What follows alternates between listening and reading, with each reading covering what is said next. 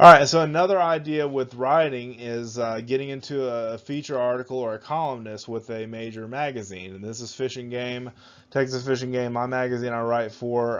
There's some feature articles that I have a few to several features a year. And basically, what I try to do is just get in there and educate and inspire with the time that I do have with the readers of that magazine, because it's so vitally important for them to understand where I'm coming from, for me to plug the sponsors that I have, as well as to educate and inspire them to do great in the outdoors. The podcast is, of course, part of the magazine.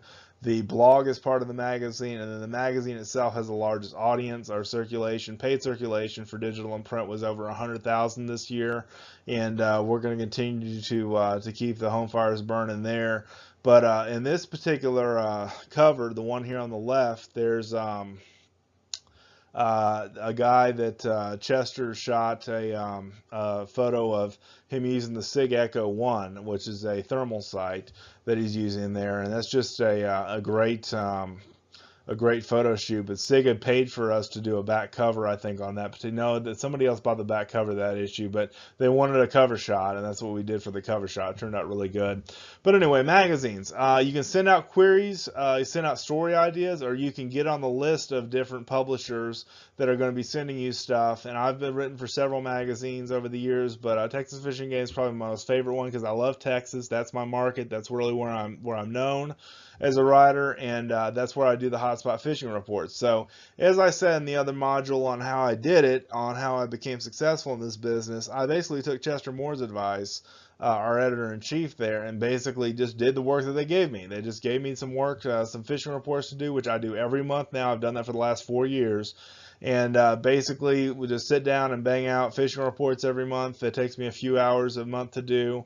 Pays very well, and then I basically go in and do feature stories when they ask me to, with whatever they offer me to write. The cool thing about what we have at Texas Fishing Game is that every columnist and every feature article writer is an expert in their own background and their own expertise background. All right, they're an expert in their own niche. Okay, and what we do is we rely on people that are experts in their own niche. For me, it's bow fishing, crossbows, tech stuff for the hunters, feral hogs, exotics, those kind of things. Those are the things that I'm called on to write about.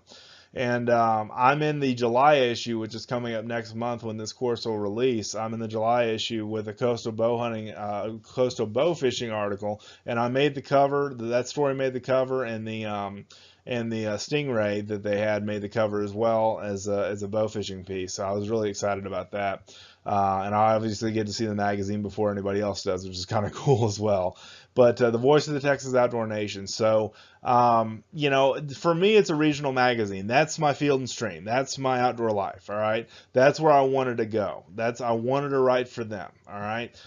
It may be Bonnie Ayre's Field and Stream or Outdoor Life. It may be Peterson's Hunting Journal for you. Whatever the case may be, magazines still have a great reach. All right. They still have a great reach for an older readership, especially, but they have a great reach regardless. So anyway, this is just part of the deal that I wanted to show you here. The magazines have a great reach. They're a fantastic place for you to get out there and get exposed to a larger audience. Our magazine's got a pretty good reach, and I just love writing for it. It's fantastic. It's a dream come true for me. You still have newsstand sales. You still have sporting good newsstand. You have news newsstands. You have subscribers taking them in their home or office. There's just a lot of people that will read a magazine in an airplane or a doctor's office or whatever the case may be. So a lot of people say that print is dying. In a way, it is, but there's a lot of digital stuff. Like Texas Fishing Game has its own app, and then it's got its own digital version of the magazine on the website.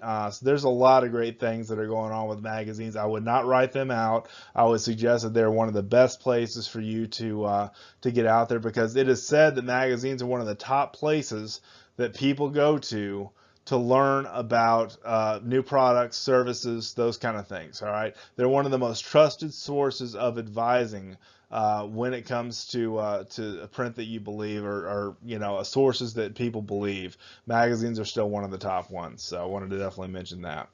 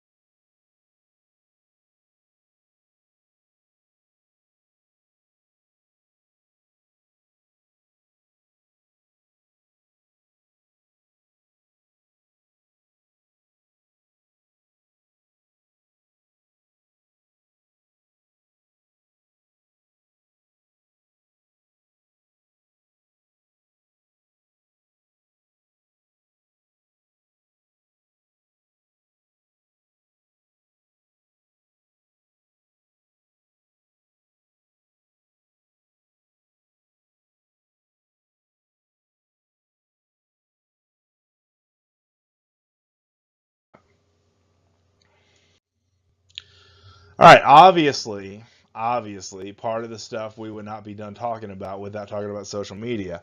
I try to go to social media to promote what I have, all right, to promote what is given to me to promote, whether I'm given something by a sponsor or a pro staff position, place, or if I'm given something that I've created that I want to promote. Obviously, I have Instagram, Facebook, Twitter, LinkedIn. There's tons of different things. YouTube, tons of different places you can promote. You want to make sure whatever you do, you just don't get spammy with it. All right, you don't be that guy that's constantly promoting and beating people over the head with stuff. All right, so definitely keep that in mind when you're looking at social media. What I try to do is answer a lot of people's questions. I like to help people as much as I can. I like to be an authority on the subjects that I talk or write or speak about, but I don't get in people's face when it comes to distractions and arguments and hijacking somebody else's thread on the forums. I mean, any of that stuff. Golly, it's just so much that happens in media today, especially social media, with forums and blogs and groups and people that are bashing and slinging mud and that kind of stuff. So try to steer clear of all that stuff. Always take the high road, as I've said before, and encourage people, give love, give value, give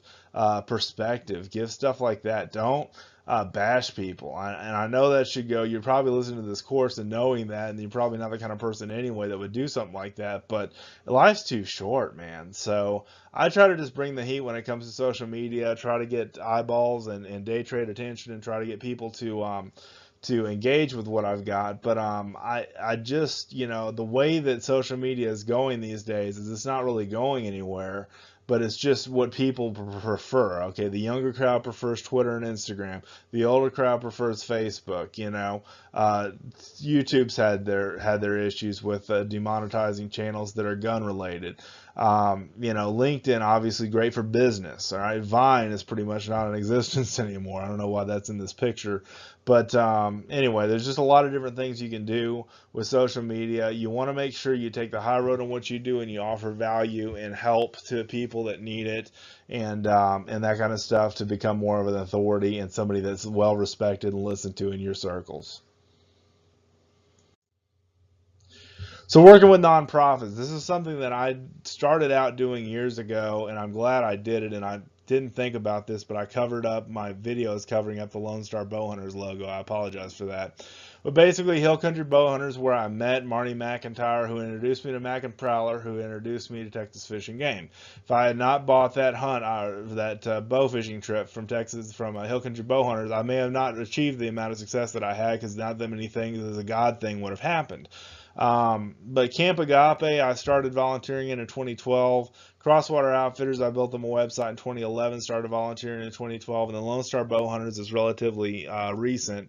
It's been basically in 2015, I think I started working with them, and rebuilt their website and did a lot of stuff with them, and I'm now the editor of their magazine, the Lone Star Bowhunters magazine.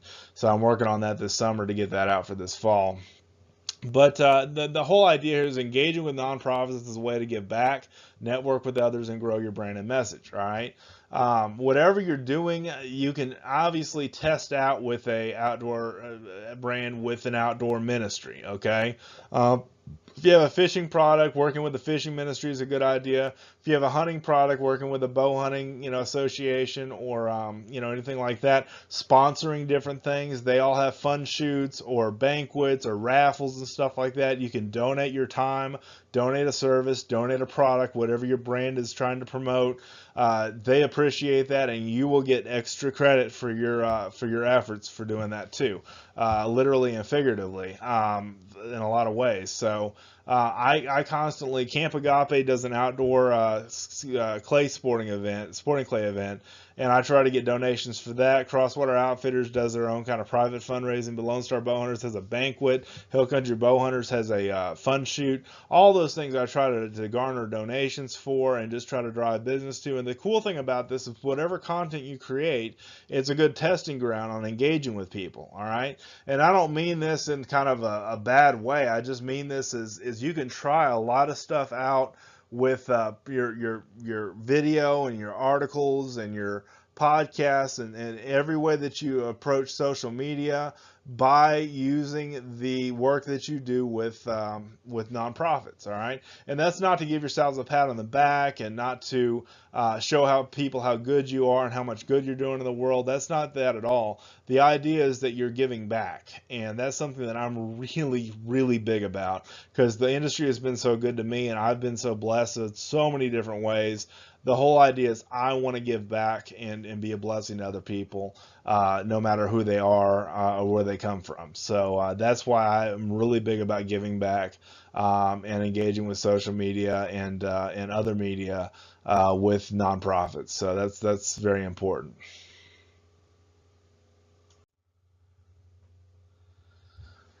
So, and all of this being said, with whatever content you create, with whatever means you use to create it, the best legacy is better than currency. Sam Crowley says that. He may have borrowed that from somebody else knowing him, but I love that guy. You want to leave a legacy that will impact generations not even born yet. That's one thing I've really been about. And this is where this gets deep, okay? I've talked about the practicalities, I've talked about all that stuff ad nauseum, but the main thing that you're going to want to learn through all this is legacy is everything. That's one thing that I try to do with the people that I touch through the TV world, through the hunting ranch and guide and outfitting world, through the success in the outdoor industry world, and through the urban bow hunting world and everything else that I've written about. I'm all about educating, inspiring, motivating, helping, but also I'm about leaving that legacy, and especially leaving that legacy with kids. I'm really big about people like the charities I just mentioned, bringing the archery sports into schools, bringing the shooting sports into schools wherever that's possible, bringing different things like that, because it's important going forward that we preserve the sports. Fishing is blowing up, hunting is declining. And it's one of those things where I want hunting to continue to thrive, and I want fishing to continue to thrive. And a lot of people that fish don't hunt, but a lot of people that hunt do fish. And that's just a simple example. Obviously, this is true for camping, hiking, the outdoors, totally enjoying God's creation. If you don't like that, I've always said, you're weird. But, just getting people outdoors and getting people to enjoy God's creation and commune with God and nature is something I'm really big about. But the best legacy is better than currency. That's so true, because if you want to leave a legacy, you leave it in the hearts of the people that you eventually leave behind, and after we die. And that's just kind of a deep part of this series. But the legacy that you are making today is a legacy you will leave the generations to come tomorrow. And that's something that I make a huge deal about, guys, on my podcast and elsewhere. The writing work that I do and that kind of stuff. What kind of legacy are you working to leave the generations ahead of you? What kind of legacy are you wanting to leave in the hearts of the people that you will leave behind one day? That is the best currency, in my humble opinion, is that legacy. So definitely look at your life as the legacy and see the legacy that you're leaving, because that's going to do a couple of things. It's going to bring to you meaningfulness in life. It's going to bring to you purpose and your message, your purpose and your message. Like for me, I've wanted to build a course for a long time, but I just didn't know on what. And when I started writing this last ebook, I was just kind of like, duh, I'll just do a course on success in the outdoor industry. And it just came to me naturally. That's part of the legacy that I want to leave behind. And also significance. Significance is the second thing. It is so important, guys, to have significance in life. It's kind of like the Harvard study of the guys that went through and dug a ditch one day and then went and covered it up the next day, or dug a ditch in the morning and then covered it up in the afternoon, and went and dug another ditch the next morning and covered it up that afternoon. The meaningfulness of that whole crew, you could see the morale decrease, because they weren't doing anything with lasting impact. They weren't doing anything that was good.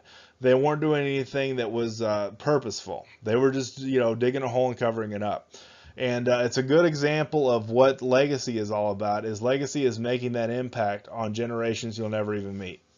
And that's something I'm really big about, guys, is just having that having that legacy with your family, with your grandkids, with your future grandkids of your grandkids. That's the cool thing about the life that we lead, is that we can leave behind great things for the next generation. That's one thing that I want to leave with you. Thank you guys so much for listening and watching and reading. Have an awesome day in the outdoors.